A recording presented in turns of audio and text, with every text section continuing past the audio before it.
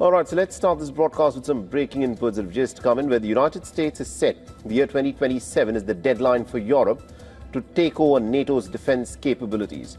And according to a report by the news agency Reuters, the message was conveyed in a meeting in Washington this week.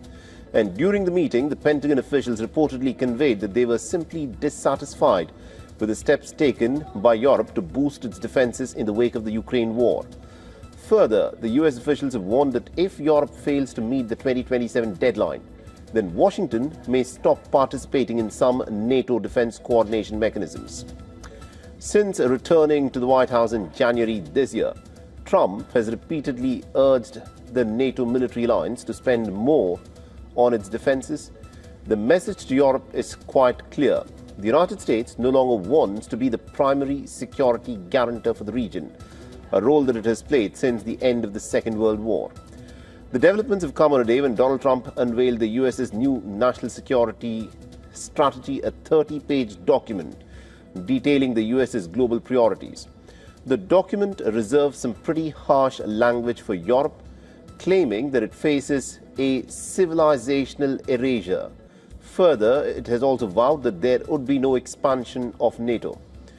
The Ukraine war has further cast its doubts on this transatlantic alliance. Just a day before, the German news weekly Der Spiegel had claimed that it had obtained some written notes of a conference call amongst European leaders this week, and during the call, the French President Emmanuel Macron and the German Chancellor Friedrich Merz had reportedly expressed skepticism about the American role in peace negotiations.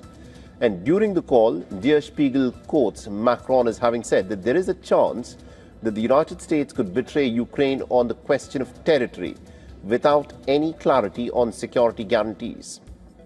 The German Chancellor Friedrich Merz had expressed similar fears, and according to the report, the German Chancellor had warned that Zelensky should be careful in the coming days. Referring to the United States, he had told Zelensky that they are playing games with both you and us.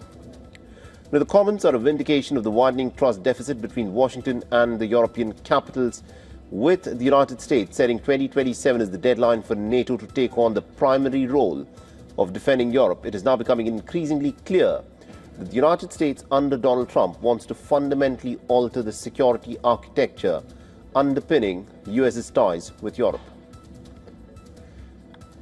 All right, now joining us on the broadcast, we've got Ms. Jane Kininmont, who is the Chief Executive Officer at the United Nations Association UK and also a Senior Fellow at the ELN. Ms. Kininmont, thank you very much indeed for joining us here on WION. Now, what do you make of this measure by the United States, where it wants Europe to step up and to fend for its own security, whereby the year 2027, that's 2 years away, it wants the European nations to step up for their own security needs? How do you see this? So there is a long-term geopolitical trend here where the US wants to be spending less money on defence overseas, and it wants to be focusing more of its resources in the Asia-Pacific, as it sees its number one rival today as China, and it is less worried about Russia. Russia's no longer a superpower in the eyes of the US in the way that China is. So sitting here in the Middle East, I'm in Qatar today, the Middle East has already gone through this with the US saying to them for years, we want to be less involved in the region, more focused on Asia, although that hasn't necessarily really come to pass. But I think the thing that's been worrying European leaders today is that this timeline is really being squeezed. 2027 is very soon, and really the military industrial production and the budgets just will not add up to Europe having that capacity in just 2 years' time.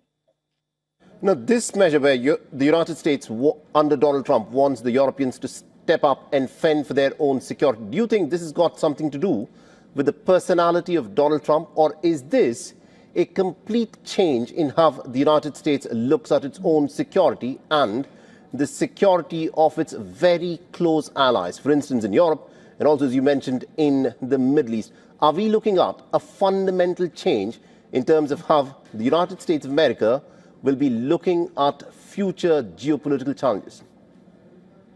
Yes, I think it is. I mean, there is this long-term trend, but also there is a new style of politics brought in by Donald Trump.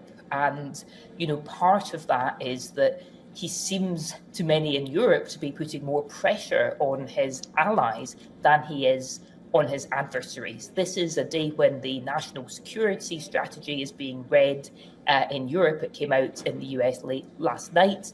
And really, it says very, very little about Russia and much more about this US administration's criticisms of Europe and essentially Right. something that seems to be a bit white nationalist, that they're basically saying Europe's losing its identity because of migration and we don't like it. So there is a kind of values difference coming Right. through between the Trump administration and most European leaders.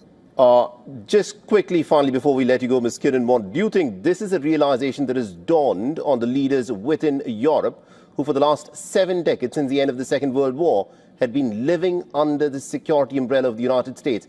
Are the European capitals now prepared, mentally at least, that they need to fend for their own security needs, and they may no longer have the backing of the United States in the manner that they did for the last 7 decades?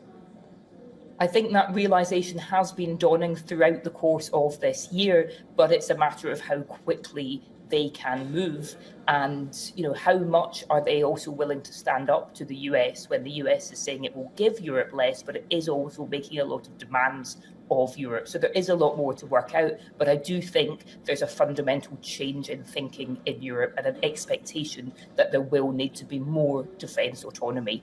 That's going to cost a lot of money, and that will have opportunity costs too. Indeed. Thank you very much, Ms. Kiran, for joining us from Doha in Qatar and getting us that perspective there.